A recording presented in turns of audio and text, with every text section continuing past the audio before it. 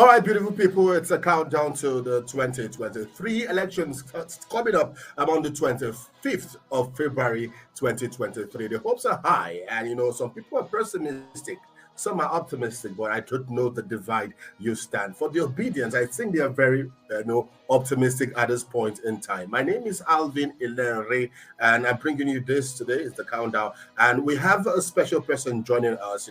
We've had a lot of people that have sacrificed their time, their money, everything into this campaign to see a new Nigeria, a better Nigeria, in progressive Nigeria. And one of them is joining me today remotely, who is a barrister who has put a lot into this campaign. That's the person of Barrister Nina Atolo. She happens to be she is the focal person, support groups, at the PCC. So I will bring her up right now, and then we'll be having some chit chat as regards the Obidient Global Match, happening tomorrow. It's massive. It's meant to be big, but I don't know much about it. She will come tell us one or two things we need to know about the match tomorrow. Okay, welcome, Barrister Atalo. Thank you for having me. It's a pleasure having you. I'm glad you could join us out of your very busy schedule. I know you've been having meetings after meetings, so we say thank you. And for all you do for the movement, for a better Nigeria, for the Obidient campaign, and we also, on behalf of everybody, Nigerians, we say thank you very much. So you're welcome. Thank you very much. Okay, so I've introduced you as a barrister and also as the focal person, the support groups of the PCC. But let's hear from you what you do and in the Obidient campaign.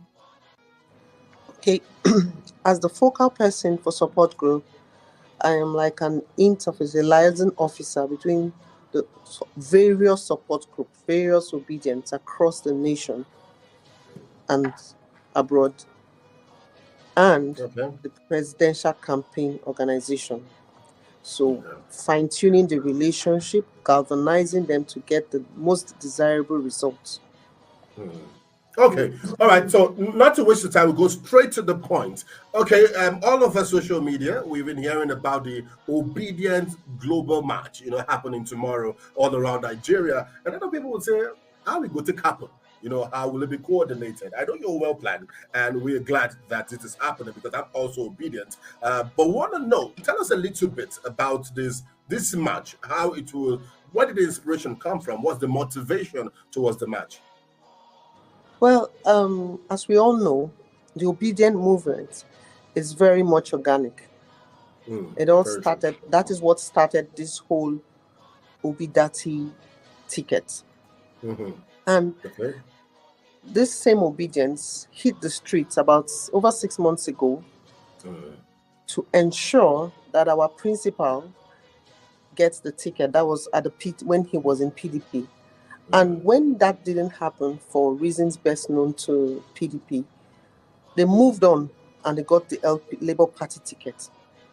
And they have since, made their impact on the streets, on social media, on everywhere, making them realize that this is the best person, this is our candidate, this is who we trust. Now, over the months, we have gone into the campaign rallies, we have had several 1 million march, we have, it's been an ongoing thing.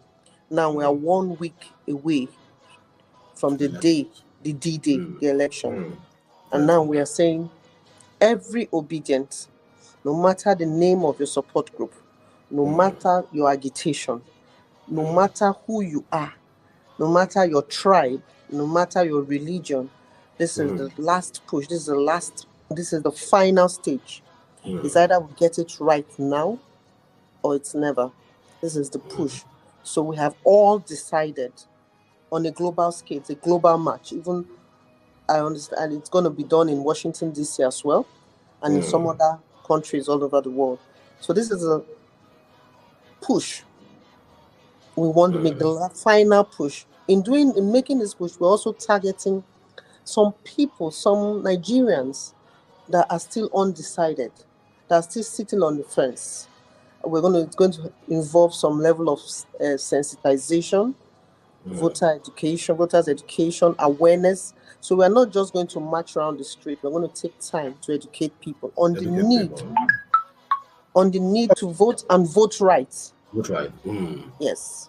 Okay, that's good. Sorry for cutting you, so we can right. maximize our time. Okay, the next question is, what should we be expecting? What should we be expecting? Because going around the whole local government or having people, from the whole local government, people in diaspora, what should we be expecting from the match?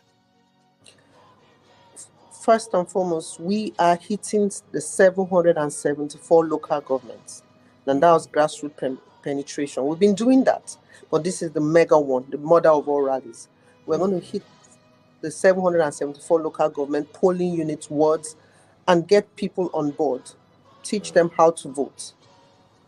And then all our diasporan people who may not be able to come to Nigeria and vote will also activate their various polling units and wards to ensure that they deliver their polling units. The polling unit. Yes. Okay. So it's a call to action. Call to action. Yes. That's beautiful. Okay. Before we talk about security plans, it would be nice to know what you're doing about the logo. I've gone to rural areas to campaign for Peter Obi and my friends. We discovered that some people would say, I will vote Peter Obi, but when you now bring the logo, some people don't know the logo. What have you been doing before now, and what do you plan to do between now and the next 7 days? Well, we have intensified voters' education. It's not just the logo now. Labour Party will not show, LP will not show on the ballot paper. So now there's serious voters' education that look out for Mama, Papa, Pikin. Papa, Mama, Pikin. Papa, Mama, Yaro. Good. In the various languages. In fact, that is the essence of this final push. You're not going to see LP there, you're not going to see Labour Party, but look for where you have human beings. Papa, Mama, Pikin. When you see it, that is where you vote. So that is one of the primary assignments we have on that day. And it's the appropriate one because 774 local government. That's a very deep reach. Okay. A lot of people are saying, because looking at what happened in Lagos, during the rally when Peter Obi was in Lagos, and some Obedients were wounded. We thank God. From the records we have, no life was lost. So we hope that's what it is. But we don't want to shed blood. We don't want people being injured. Do you have security plans? Or do you have what to tell people? Maybe look over your shoulder, be your brother's keeper. This is a central place people can reach as soon as you have anything that looks like an irregularity, the crisis, you reach this person. Do you have plans for that? Okay, first and foremost, I would like to say that what happened in Lagos was very everybody, sad. I believe we are living in a democratic environment where everybody will have our rights. Having said that, we have put measures in place. All the security apparatus have been written to, they have been notified. We have the acknowledgement letters and we have disseminated same to all the state coordinators to also submit it at the various offices. Now, on the flyers and on our circular, you have hotlines, numbers, contact points in case of any security breach or anything of that nature. But we are hopeful and we believe that all the security apparatus, the police, the road safety, the civil defense, we also even intimated the army, Nigerian army. We want to believe that they will do the needful. We are very optimistic that we are going to have a no casualty outing. Okay. Because once beaten, twice shy. Twice shy. So we can categorically say that if anything goes wrong, then would you hold these bodies you've mentioned, because they've all been informed, across the country? Yes. Okay. Of course, we expect peace in the diaspora, like in London, in America. We're always concerned about our safety here in the country. So I would still let you go. It's already 10 minutes, and I know you have a busy schedule, but you need to convince me or someone listening to you, because with the polls, did you say the ANA polls? Not the ANA polls. Okay. They've had 3. That was in September, December, and just on the 15th, a few days ago, the 3rd one came. And in all, Peter Obi has been leading. But the fact there is we have a huge number of the undecided voters, very huge. How do you convince them on this life right now to vote for your principal? What are the words you have for them? I would always tell anybody, whether you're obedient or not, common sense is not common, or it needs to be common now. Okay.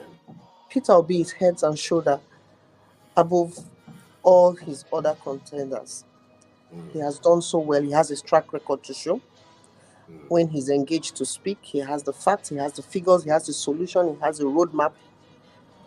And then he is young and agile. We don't want sick leaders. It is not a bad thing to be sick, but if we had the choice to choose a healthy leader and a non-healthy leader, I think we should choose a healthy one who is vibrant, who is solution-based, who is very much interested in, moving Nigeria from consumption to production, which is what we really need. We are in Nigeria now. The kind of hardship we have felt, we have experienced in the past 8 years, I don't think people would have imagined they would have lived through it. But we are in it. Fuel scarcity is a norm. Insecurity is our daily experience. So we can't continue like that. They don't want to continue like that. I believe nobody wants to continue like that. So it's not a matter of somebody's turn. It's a matter of Nigeria's turn. It's Nigeria's turn. It's not somebody's turn. It's our turn for our systems to begin to work, for our industries to be revived, for our institutions to begin to deliver. Nigeria is bigger than one person's personal agenda. It's bigger than a region's dream. So you want a better Nigeria. You want your children to go to school. You want them to come out with certificates, and you want the jobs to be available. Then what are you waiting for? This is the man. He has the solution. Once you take a country from consumption to production, joblessness is history. Very true. Very true. Okay. Now, one last question before you tell us whatever, maybe an additional thing you want to talk about. We have few days to the election, and we all know that the whole currency issue is causing a form of tension. We've been having, pockets of violence in Delta, in Benin City, that's Edo State. We've had this morning, I heard of an information from Lagos or Jota where, we had a little pockets of violence here and there.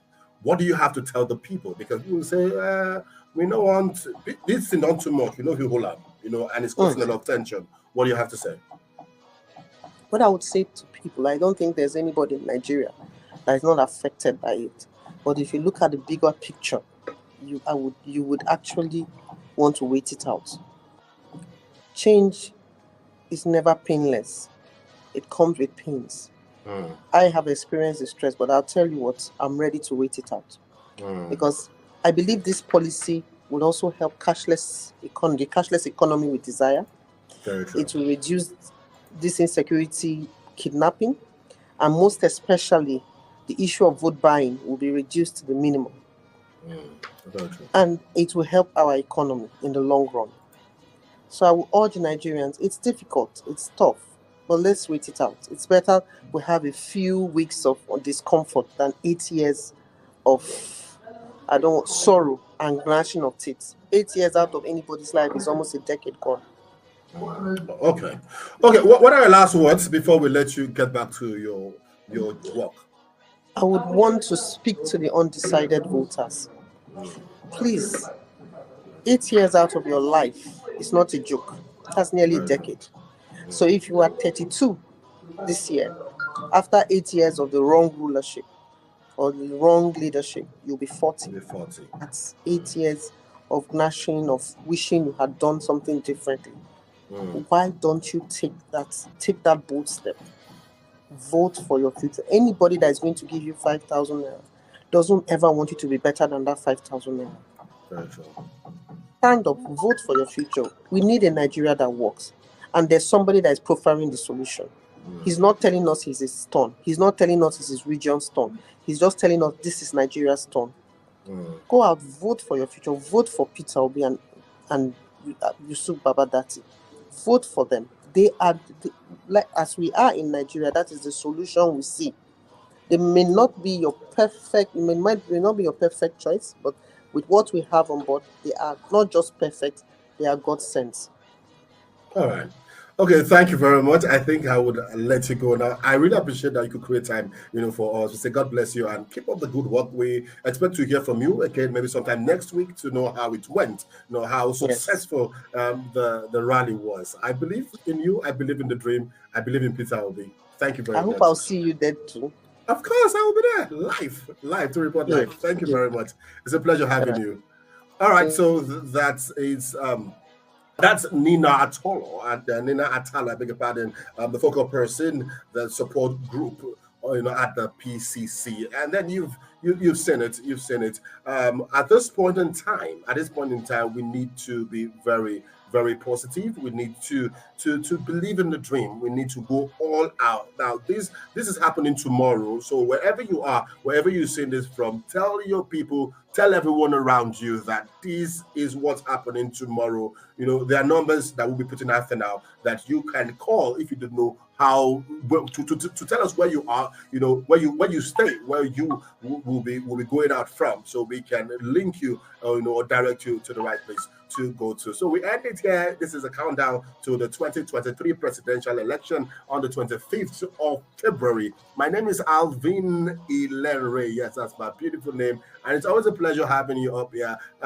We couldn't have Victor joining us today. That's God picking, but definitely tomorrow we'll be here together. See you again tomorrow. Stay blessed. Subscribe to this channel, like this video, comment, and share. Together we can do it. Together we can build a better Nigeria. See you tomorrow.